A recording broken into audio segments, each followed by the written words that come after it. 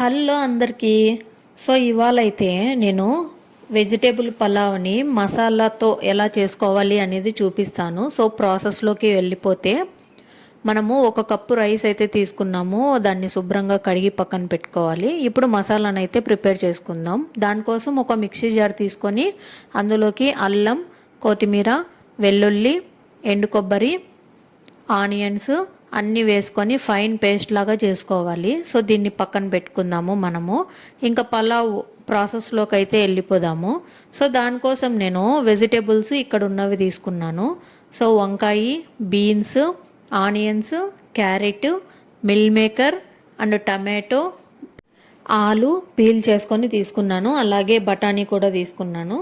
So ఇంకా మనము కొత్తిమీర, కరివేపాకు, అలాగే పుదీనా కూడా కొంచెం రెడీ చేసి పెట్టుకున్నాను. సో ప్రాసెస్లోకి వెళ్తే నేను ప్రెషర్ కుక్కర్లో చేస్తున్నాను కాబట్టి సో ఫస్ట్ ప్రెషర్ కుక్కర్ పెట్టుకొని అందులోకి ఆయిల్ వేసుకొని కొద్దిగా నెయ్యి వేసుకొని అలాగే కొద్దిగా కరివేపాకు వేసేసుకొని సో బిర్యానీలోకి వేస్తాం కదండి, చెక్క, లవంగము, స్టార్ పువ్వు, అలాగే బిర్యానీ ఆకు, యాలకలు అన్నీ కూడా వేసుకొని ఫస్ట్ వేయించుకోవాలి.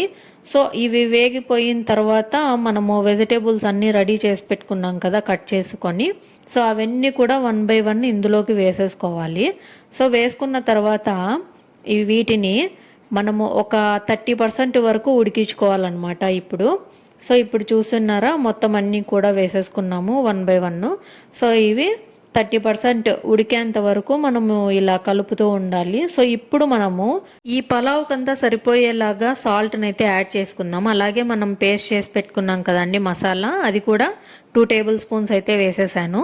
సో మూత పెట్టి ఇది పచ్చివాసన పొయ్యేంత వరకు వేయించుకుందాము.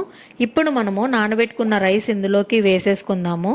సో కింది నుండి పై వరకు ఆ మసాలా అంతా రైస్కు పట్టే విధంగా కలిపి 1 కప్పుకి 2 కప్పులు వాటర్ని అయితే యాడ్ చేసుకొని మనం బాగా కలుపుకోవాలి. సో సాల్ట్ అడ్జస్ట్ చేసుకోండి.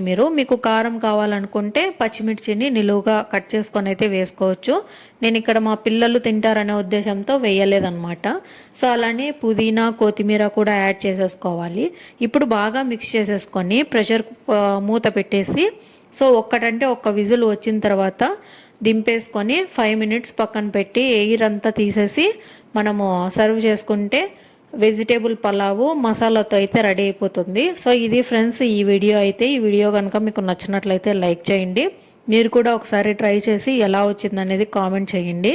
Thanks for watching guys.